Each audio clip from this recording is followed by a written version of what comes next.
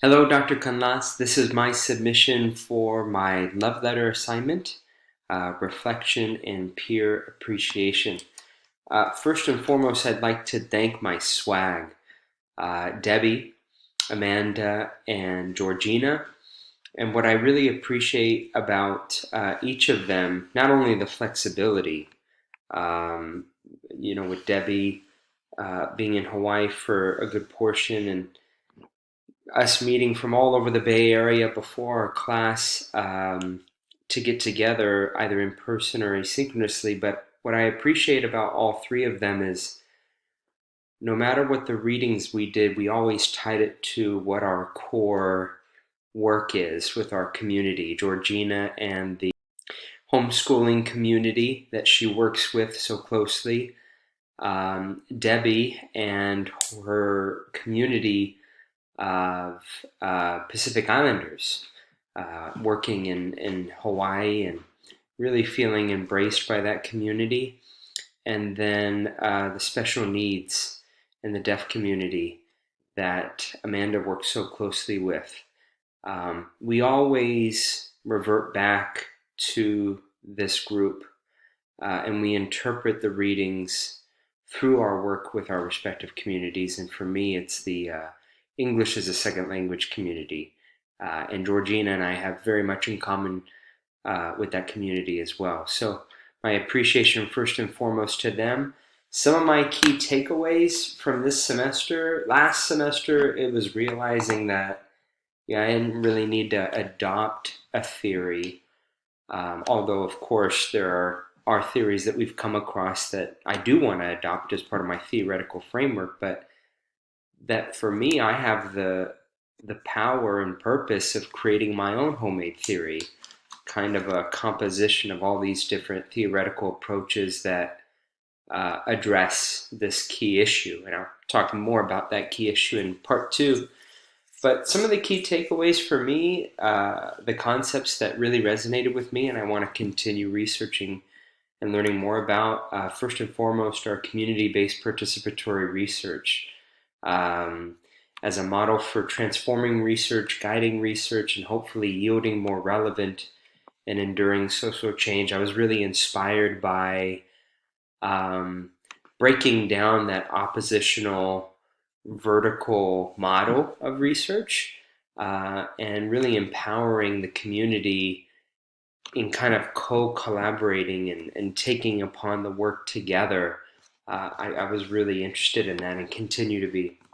The democratization of research was really powerful. Serving as a conduit between the university and the community, that is our primary role. Kind of bouncing around here, but just on that note, reparative theft, Tuck and Yang's assertion of, you know, taking from the university what's needed, resources. Emma talked about in her scholarly statement at Sac State, utilizing the space of Sac State and the time to gather the AAPI community and recognizing the needs of that community. Reparative theft really resonated with me as well. That is my role, is to, in reappropriating the resources of the university to serve the needs of the communities that I'm working with. Kind of hopping around here, being in and not of the university. Again, that was something that really resonated with me from the readings. These acts of refusal that Pulido had talked about in the Rockamore article, striking that balance between operating within the academy and the professional obligations that you have, but also that the work that we do isn't for the academy itself, doesn't serve the needs of the academy, but rather the needs of the community. One of the appreciations I want to give is to Francisco. And Francisco's question, when we were talking about the Tuck and Yang article, an opportunity for the Academy to regain its credibility through the democratization of research. Actually, I think this was the article on community-based participatory research. The chapter 4 and chapter 5, we had the option of choosing. And I agreed with him. I thought that, or actually, I took a different approach. I had thought that in yielding greater agency to the community to take upon a co-creative role in research, I felt like that actually gave the university greater credibility. That was an opportunity for them to actually regain their credibility rather than ceding credibility.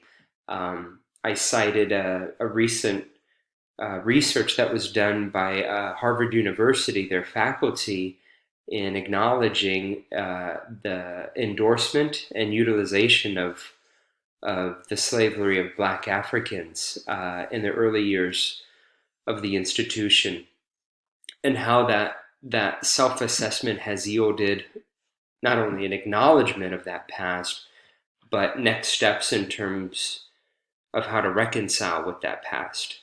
I know I'm running up on time here.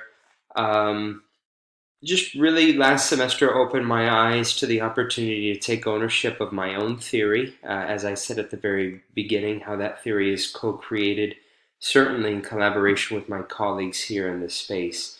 This semester has opened my eyes to the opportunity of embracing my role as a community-engaged scholar, and to be a community-engaged scholar to me is someone who engages regularly in acts of refusal, fosters reciprocity between my students and the community that I serve, and operates within but not of the university, and certainly embraces work within the margins of the academy, and it serves as that conduit between the academy and the community. Just want to thank you again, Dr. Canlas, for the opportunity to engage in this work on my terms, and to have it really be a therapeutic, a very therapeutic process for me. I feel that I've found my community here at USF in this first year of the doctorate program. I'm very excited to continue this work. Thank you.